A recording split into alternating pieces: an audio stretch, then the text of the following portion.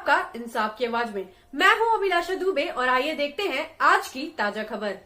पूर्वी विधानसभा के विधायक सरयू राय ने प्रेस वार्ता कर पत्रकारों को 2 वर्ष में किए गए कार्यों और आने वाले 1 वर्ष में किए जाने वाली कार्यों सहित विभिन्न मुद्दों पर विधानसभा में उठाए गए सवालों की जानकारी दी। उन्होंने कहा कि आज के दिन ही 7 जनवरी को विधानसभा में विधायक पद की शपथ ली थी, जिसका आज 2 वर्ष पूरा हुआ है। उन्होंने कहा कि 100 वर्ष पूर्व उद्योग को लेकर शहर बसाया गया था, लेकिन इन वर्षों में जितनी जनसंख्या बढ़ गई है, अब इन्हें मूलभूत सुविधाएं मिले, इसके लिए सरकार को पहल करनी चाहिए। जमशेदपुर शहर चारों ओर से उद्योग से घिरा हुआ है। ऐसे में संविधान के अनुसार मेट्रोपॉलिटन कमेटी बनाने की आवश्यकता है, जिसके लिए उन्होंने सरकार के समक्ष अपनी बातों को रखा है। वहीं उन्होंने कहा कि झारखंड में 24 जिले में 23.5 में सरकार कार्य कर रही है, लेकिन जब जमशेदपुर की बारी आती है तो सरकार अपने कार्यों में संकुचित हो जाती है। जब इस बारे में विधानसभा में सवाल उठाया जाता है तो सही जवाब नहीं मिल पाता है। सरकार को चाहिए कि प्रावधानों के तहत कंपनियों के साथ समन्वय बनाकर जनता की सुविधाओं पर कार्य करे, ताकि किसी प्रकार का प्रतिकूल असर सरकार पर ना पड़े।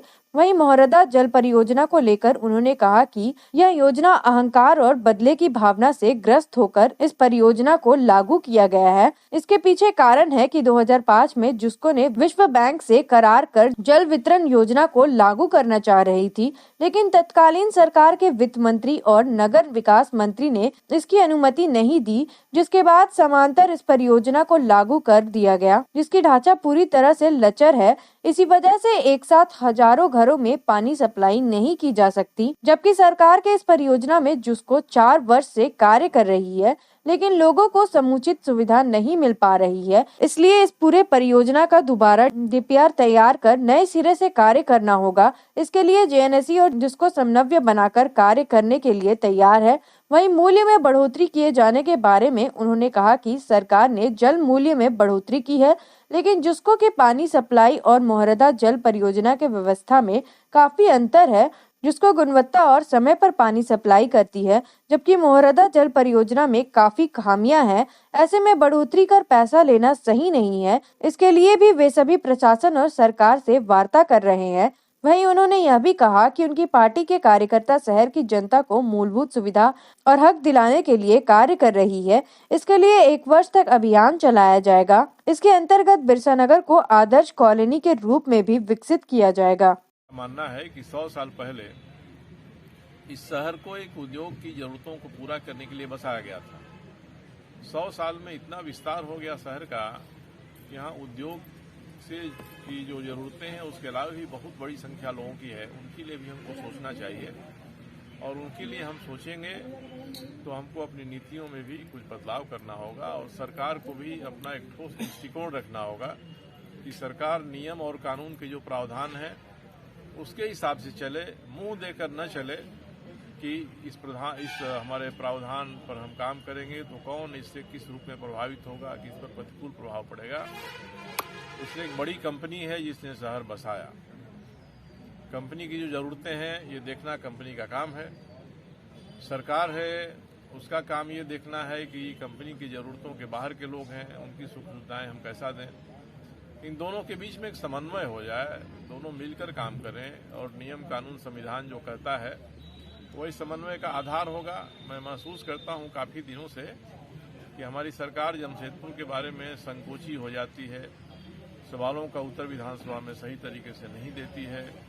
इससे लगता है कि 24 जिले में 23.5 जिले की सरकार एक है जो रांची से चलती है, आधा जिला में वह सरकार अपना शासन चलाने में संकोच करती है। यही मानना है कि कंपनी और सरकार ये दोनों ही मिलकर समन्वित तरीके से काम करें ताकि नियम कानून संविधान के हिसाब से जनता को जो हक है वह हक मिले, शहर बेहतर हो। शहर के चारों तरफ शहरी इलाका बढ़ रहा है, सबों को मिलाकर एक मेट्रोपॉलिटन डेवलपमेंट कमेटी बनाई जानी चाहिए जिसका संविधान में प्रावधान है। मैं सरकार पर दबाव डालूंगा कि इसको बनाए ताकि आदितपुर, मानगो, जमशेद बेहतर बनाने के लिए और क्या प्रयास हो रहा है सर? देखिए, मोहरदा पेयजल परियोजना इसलिए बनी क्योंकि 2005 में जुस्को ने विश्व बैंक के साथ मिलकर उस क्षेत्र में पीने के पानी की आपूर्ति करने के लिए योजना बनाने का काम शुरू किया था। उस समय जो सरकार में वित्त मंत्री थे, नगर विकास मंत्री थे, उन्होंने इसकी अनुमति नहीं दी और अनुमति नहीं दिया तो उसी के समानांतर एक योजना खड़ा करने की कोशिश की। वह योजना इतना घटिया बनी है कि कभी पानी की आपूर्ति नहीं हो सकती है। जिसको 4 साल से चला रहा है, सफल नहीं हो रहा है। तो हमारी उनसे यही बात हुई है, हमने विश्लेषण किया है कमियां क्या हैं, तो उन कमियों को दूर करने के लिए आपको इस योजना का फेज 2 बनाना पड़ेगा। बीपीआर बनाने की बात जिसको और जेएनएससी दोनों ने मिलकर कहा है, क्योंकि आज जैसा ढांचा बना है, एक साथ हम दोपहर के पहले सभी को पानी नहीं दे सकते हैं, इसको बदलना होगा। ये सब बात उन्होंने स्वीकार किया है और मुझे अफसोस है कि जिसको के लोग 4 साल से चला रहे हैं उनके ध्यान में बात नहीं आई। और हम लोग कोई इंजीनियर नहीं है, कोई प्लानर नहीं है, फिर भी लोगों की जो तकलीफें हैं, दुख हैं, उनको देखकर जो अनुभव हुआ और उस बात से जो निष्कर्ष निकला उसको हमने इनके साथ शेयर किया। ये कहते हैं कि नहीं आप सही कर रहे हैं साहब, इसका फेज 2 करना होगा।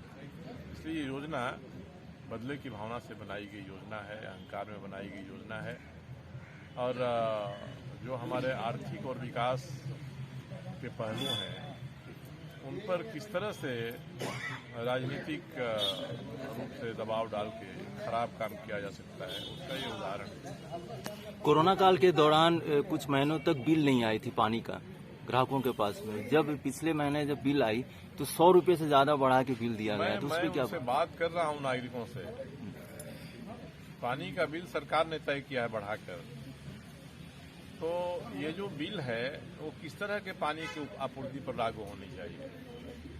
जो जमशेदपुर में टाटा शहर है, इसमें जो पानी मिल रही है उसका भी वही बिल देंगे और मुहर्दा का वही बिल देंगे। कहीं पानी सुबह मिल रहा है, नहीं मिल रहा है, वही बिल देंगे। ये विषय है, इसलिए मैंने कहा है कि शहरी जिंदगी को जितना महंगा सरकारें बनाती जा रही हैं उस पर हम लोग आवाज उठाएंगे।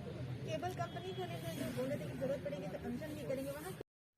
खबरों में फिलहाल इतना ही। कल फिर हम हाजिर होंगे एक नए समाचार के साथ। तब तक के लिए धन्यवाद।